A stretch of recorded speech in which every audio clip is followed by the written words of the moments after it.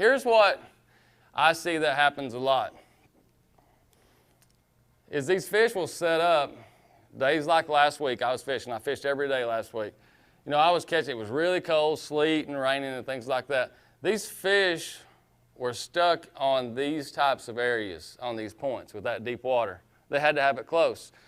And throughout the week, Wednesday, it started changing. It started getting warmer. Thursday, it got really warm. And Friday, the water temperature had jumped 4 to 5 degrees. These fish were still relating to these same kind of areas, but they were starting to travel. I think they were just, you know, looking for bait and moving around a little bit. But I was catching them like 100 yards away from the channel. That's as far as I could get a bite. But deep water was still relatively close. And what happens is it'll warm up. We're in Oklahoma now, same Missouri and, you know, the Midwest here. It's going to warm up and those fish will travel around these areas. And as it cools off again, they know it's coming. It's not going to stay warm long. And then they're going to suck right back in to those channels. And we can also treat this is the creek arm. We can also treat that map like it's the main lake, like that's a lake within itself. And it all sets up to be the same. We're looking for areas in the wintertime that have channel and ledges and things like that. Now, I told some guys earlier, you know, I'm starting to get bored with fishing on 10 killer, so I'm starting to go out and try new things, new areas, and things like that. What I'm doing now, and it's really kind of opening my eyes and my mind, is I'm starting to fish these same kind of areas that's here out in the middle. What you see here, you know, is visible. You can see the ledge up there, and then, of course, the drop is underneath the water. Well, out here in the middle, you have the exact same thing. You just can't see it. It's underneath the water. But what I'm looking for out in the middle of the lake is a turn or a point or something like that. You know, and it obviously does not hurt one bit if some crappie fishermen put a big brush pile there. I mean, that helps. You know, you jerk a rogue over the top of that, and that's pretty awesome. See this, I call this creek here has a channel. That's like actually a creek channel.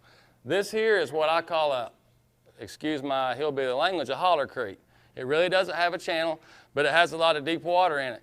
And when it gets to that, I'm looking for areas like that, you know, like little turns, you know, and some of the best is the point. It seems like when it's really, really cold, those fish will get in that turn right there.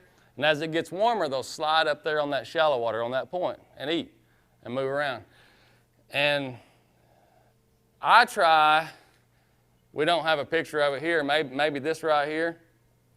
You know, it seems like over the years, like places close to the spawning area has always been a little bit better. It seems to be more consistent. It's like this group of fish that live in that area, that's where they live.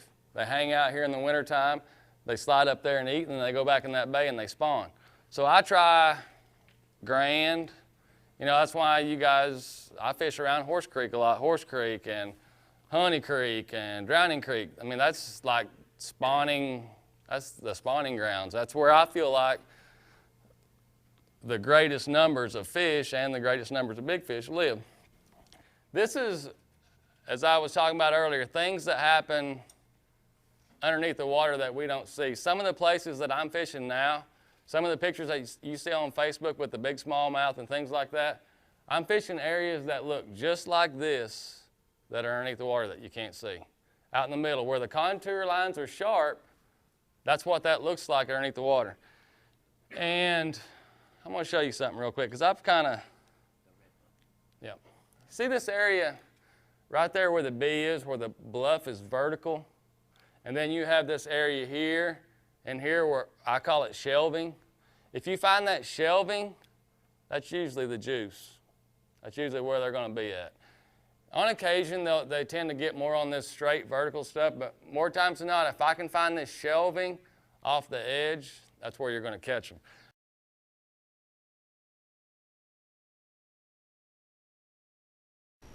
I hope you enjoyed the preview clip, and for more like that and the entire collection, subscribe to the Bass University TV.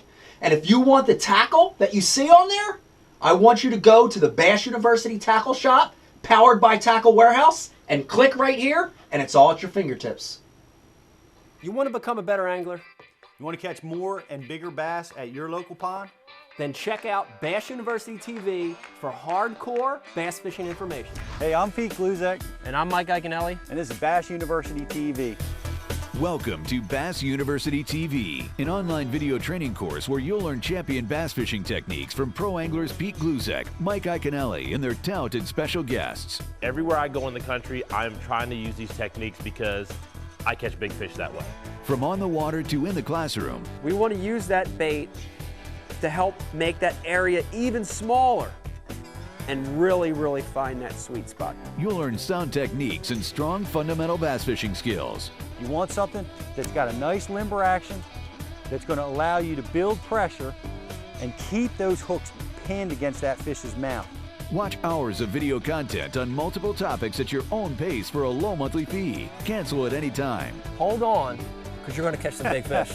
Information is power in the sport of fishing, so learn from the very best. That's a key theory in all of fishing. Subscribe to Bass University TV today. Man, does it trigger a lot of strikes.